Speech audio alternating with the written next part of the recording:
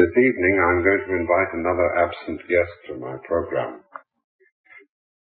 This guest, absent not so much in space as in time, the late Ananda Kumaraswamy, sometime a research fellow at the Boston Museum of Fine Arts, and one of the most celebrated scholars and sages of the 20th century, of mixed parentage, British and Sinhalese, a truly universal man who combined enormous scholarship,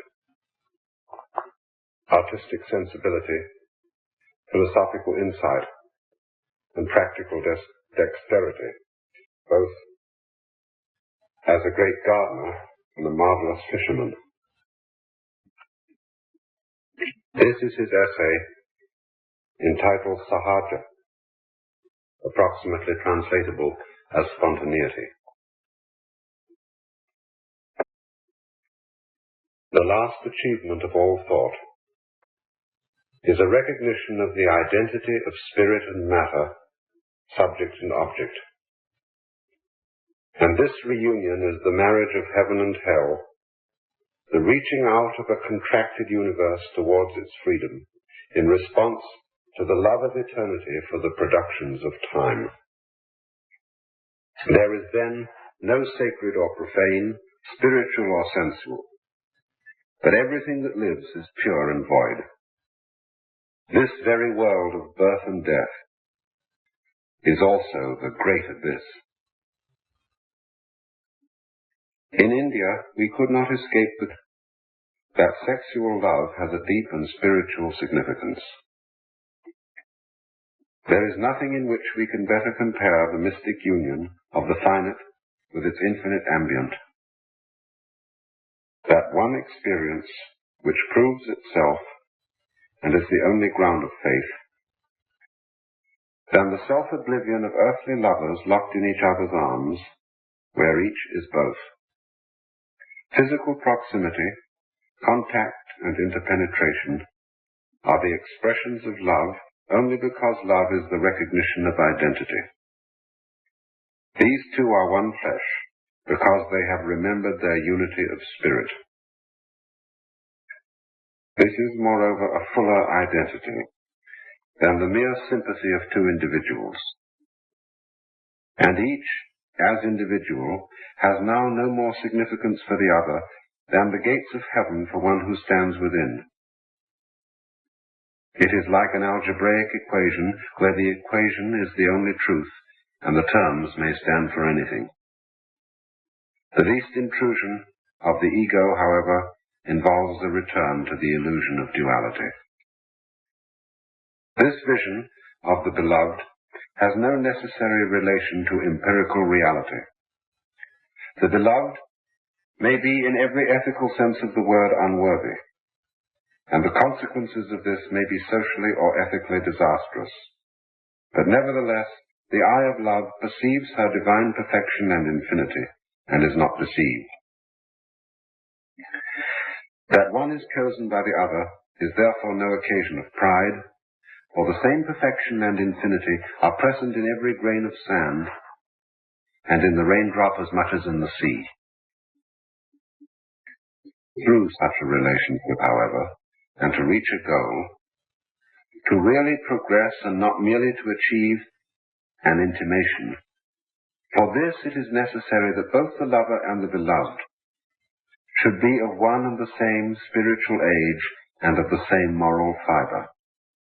For if not, as Chandidas says, the woman who loves an unworthy man will share the fate of a flower that is pierced with thorns. She will die of a broken heart. And the youth who falls in love with a woman of lower spiritual degree will be tossed to and fro in great unrest and will give way to despair.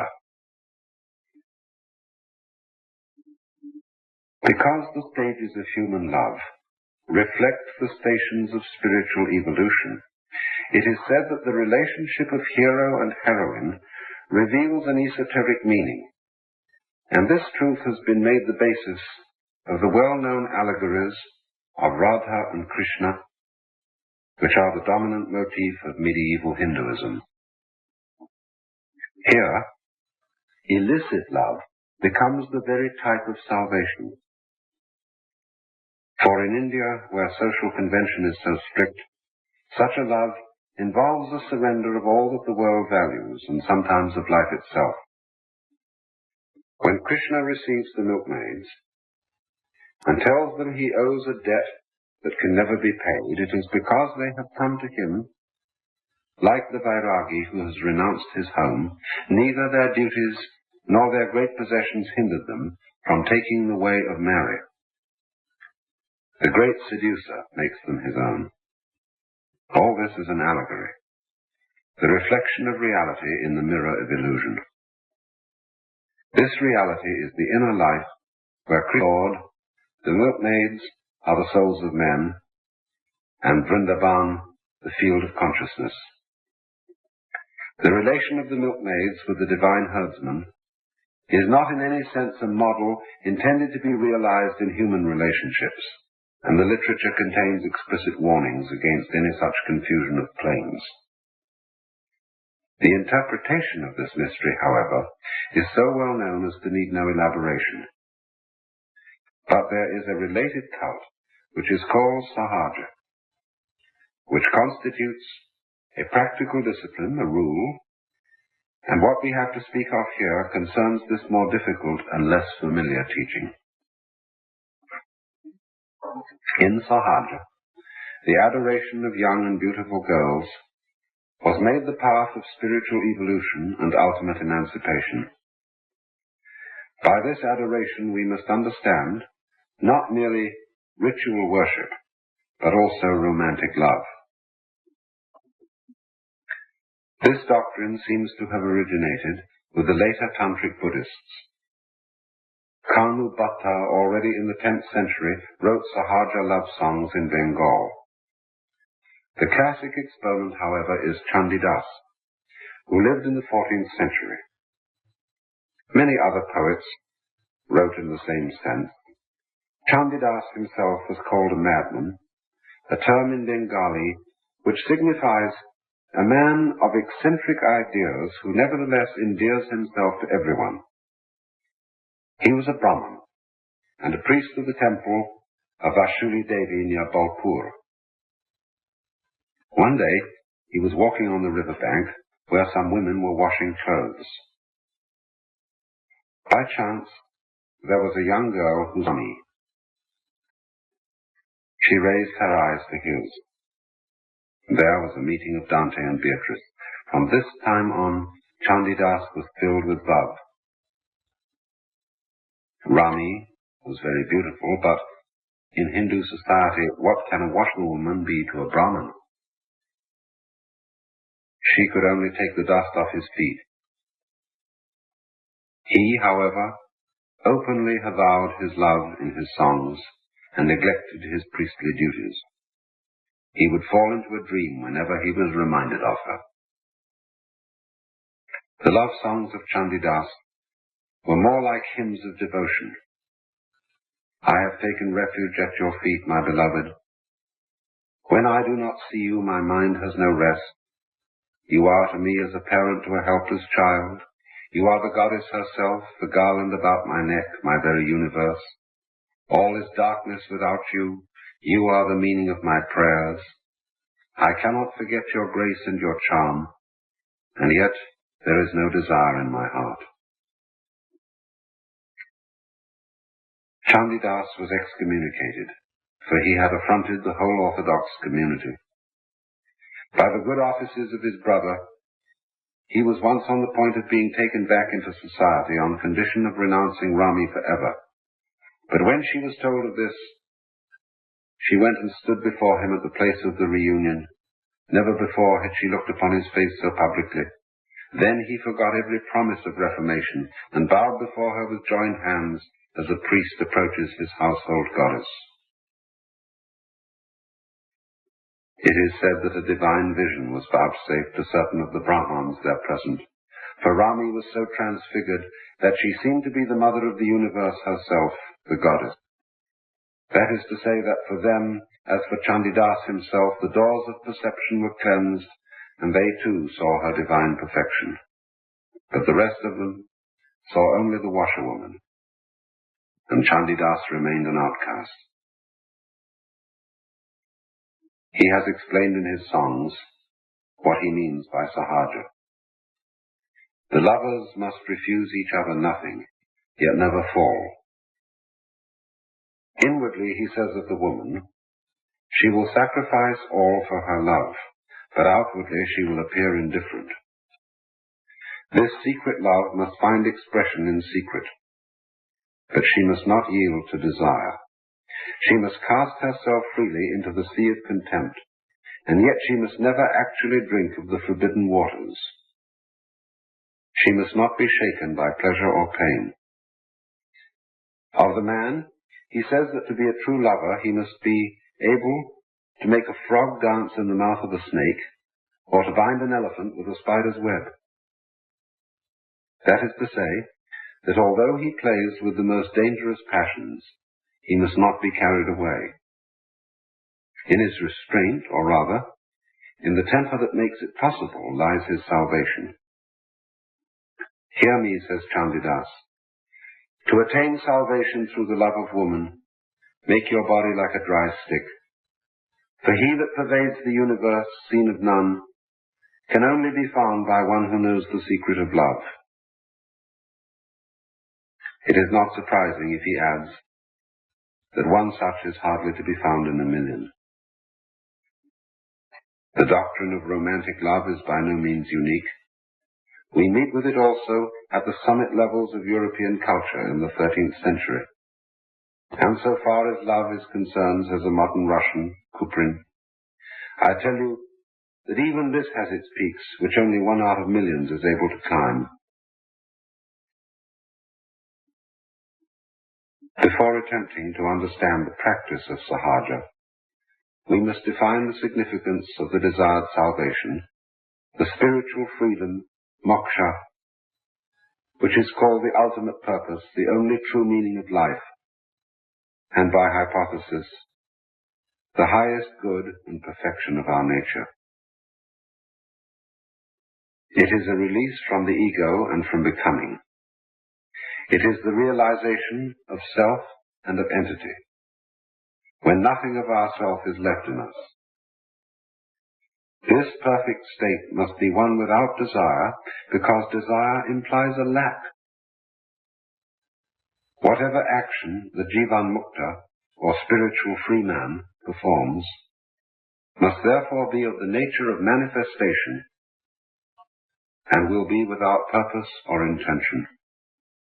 Nothing that he does will be praiseworthy or blameworthy, and he will not think in any such terms, as the Mahabharata says, with many like texts, he who considers himself a doer of good and evil knows not the truth. Nothing that the freeman does will be selfish, for he has lost the illusion of the ego. His entire being will be in all he does, and it is this which makes the virtue of his action. This is the innocence of desires. Then and then only is the lover free, when he is free from willing. He who is free to do what he will. But first, as Nietzsche says, he must be such as can will, or as Rumi expresses it, must have surrendered will. This is by no means the same as to do what one likes, or avoid what one does not like. For he is very far from free who is subject to the caprices or desires of the ego. Of course, if the doors of perception were cleansed, we should know that we are always free. It is not indeed but thine own hearing and willing that do hinder thee, so thou dost not see and hear God. For the world itself is manifestation, and not the handiwork of the Absolute. The most perfect love seeks nothing for itself, requiring nothing, and offers nothing to the beloved, realizing her infinite perfection which cannot be added to. But we do not know this except in moments of perfect experience. Very surely the love of woman is not the only way to approach this freedom. It is more likely, by far the most dangerous way, and perhaps for many an impossible way. We do not, however, write to condemn or to advocate, but to explain. In reading of romantic love, we are apt to ponder over what is left unsaid. What did the writers really mean? What was the actual physical relation of the Provençal lover to his mistress, of Chandidas to Rani? I have come to see now that even if we knew this to the last detail, it would tell us nothing. He who looks upon a woman with desire, be it even his wife, has already committed adultery with God, for all desire is adultery. We remember that saying, but do not always remember that the converse is also true, that he who embraces a woman without desire has added nothing to the sum of his mortality. Action is then inaction. It is not by non-participation, but by non-attachment that we live the spiritual life. So that he in sahaja who merely represses desire fails. It is easy not to walk, but we have to walk without touching the ground. To refuse the beauty of the earth, which is our birthright, from fear that we may sink to the level of pleasure seekers, that inaction would be action and bind us to the very flesh we seek to evade. The virtue of the action of those who are free beings lies in the complete coordination of their being, body, soul, and spirit, the inner and outer man at one. The mere action then reveals nothing. As do the slaves of passion impelled by purpose and poverty, so do the spiritually free out of the abundance of the bestowing virtue. Only the searcher of hearts can sift the tares from the wheat. It is not for mortal man to judge of another's state of grace.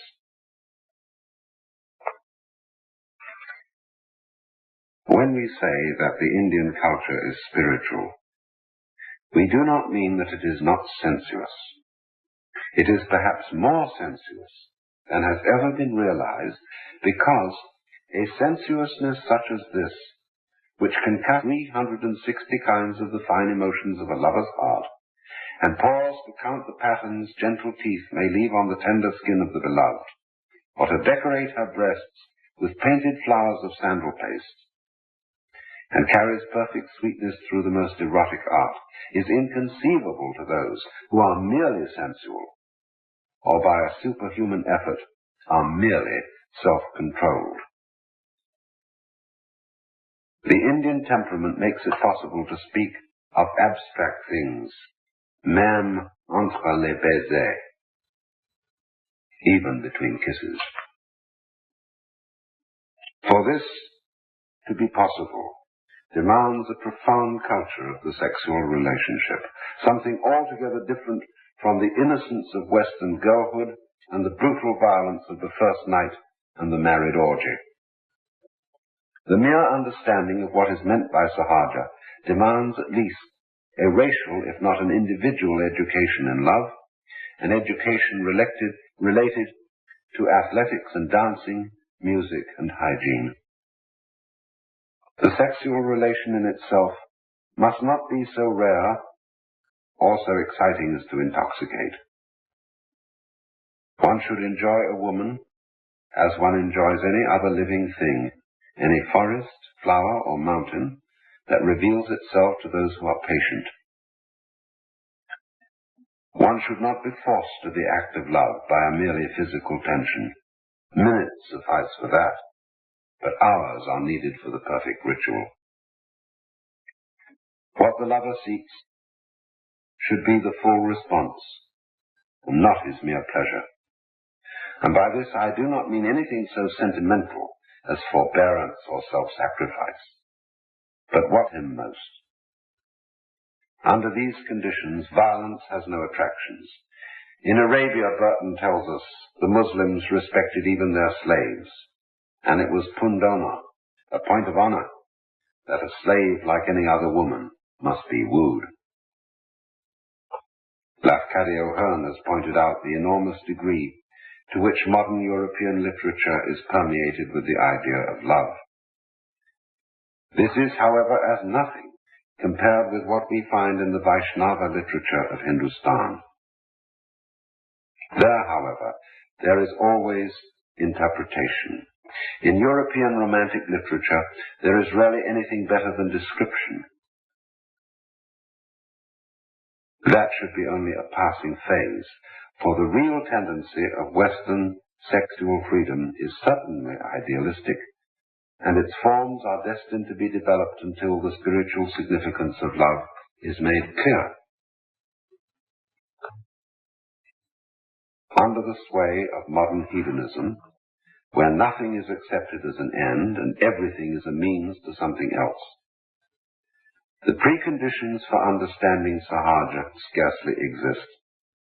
Sahaja has nothing to do with the cult of pleasure.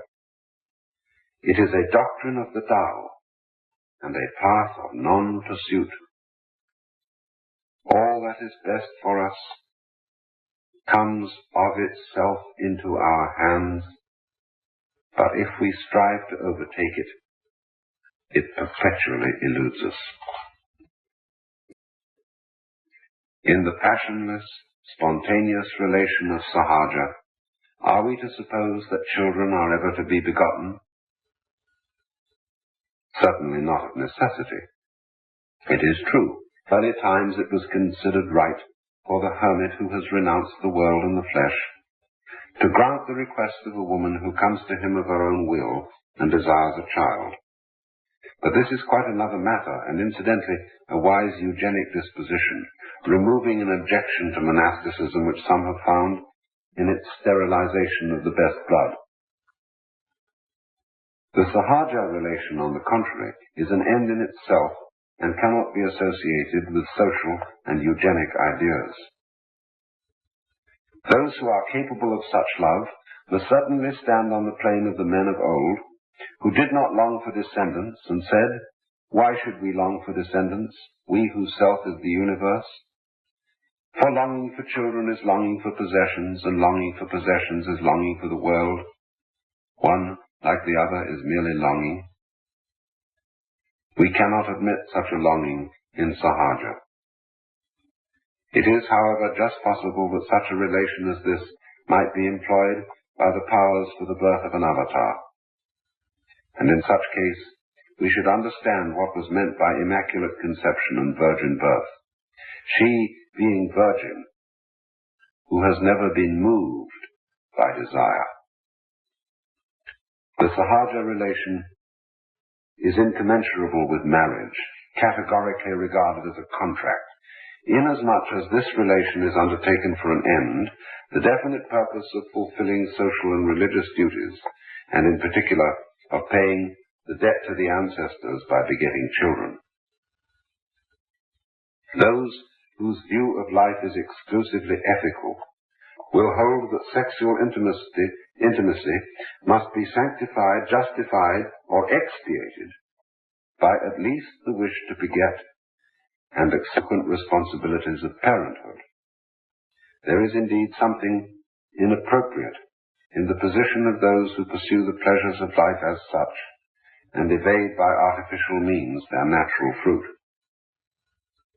But this point of view presupposes that the sexual intimacy was a sought pleasure.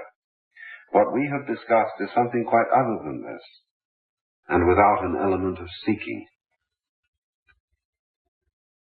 It is only by pursuing what is not already ours by divine right that we go astray, and bring upon ourselves and upon others infinite suffering. To those who do not pursue, all things will offer themselves. What we truly need, we need not strive for. It will be seen from all this how necessary it is that sexual intimacy should not in itself be considered an unduly exciting experience. It is more than likely also that those who are capable of this spontaneous control will have been already accustomed to willed control under other circumstances, and a control of this kind implies a certain training. We may remark in passing that in birth control we see an objection to the use of artificial means, an objection additional to what is obvious on aesthetic grounds, in the fact that such means remove all incentive to the practice of self-control. Those who have good reason to avoid procreation at any time should make it a point of pride to accomplish this by their own strength. And in any case, no man who has not this strength can be sure of his ability to play his part to perfection, but may at any time meet with a woman whom he cannot satisfy. How is one to avoid in such a relation as sahaja the danger of self-deception, the pestilence of suppressed desires, and even of physical overstrain and tension? For very highly perfected beings it may be true that those subtle exchanges of nervous energy which are effected in sexual intercourse and are necessary to full vitality can be effected by mere intimacy in a relation scarcely passionate in the common sense. We read indeed of other worlds where even generation may be effected by an exchange of glances, but it is given to few to function always on such a plane as this. Are we then to forbid to those who need the consolations of mortal affection? Are we to forbid to these the passionless intimacy of sahaja? Why should we do so? Even for those who cannot renounce the sheltered valleys of the personal life forever, it is well sometimes to breathe the cold air of the perpetual snows. We should add that to whom chastity is difficult, it is to be dissuaded. In order to be sure of our ground, we should not attempt the practice of a degree of continence beyond our power. We should also be careful not to mix our claims, or to make one thing an excuse for another. We must recognize everything for what it really is, the relative as relative, the absolute as absolute, and render unto Caesar those things and only those which are lawfully his. We are now perhaps in a better position to know what is meant by Chandidas when he speaks of the difficulties and the meaning of sahaja. What he intends by never falling is a perpetual, uncalculated life in the present, and the maintenance not of deliberate control, but of unsought, unshaken serenity in moments of greatest intimacy. He means that under circumstances of temptation none should be felt, not that temptation should be merely overcome. And to achieve this, he does not pray to be delivered from temptation, but courts it. Here, nothing is to be done for one another, but all for love. There is to be no effort to evoke response, and none to withhold it. All this is far removed from the passion and surrender, the tricks of seduction and the shyness of the spiritual allegory, and of the purely human experience.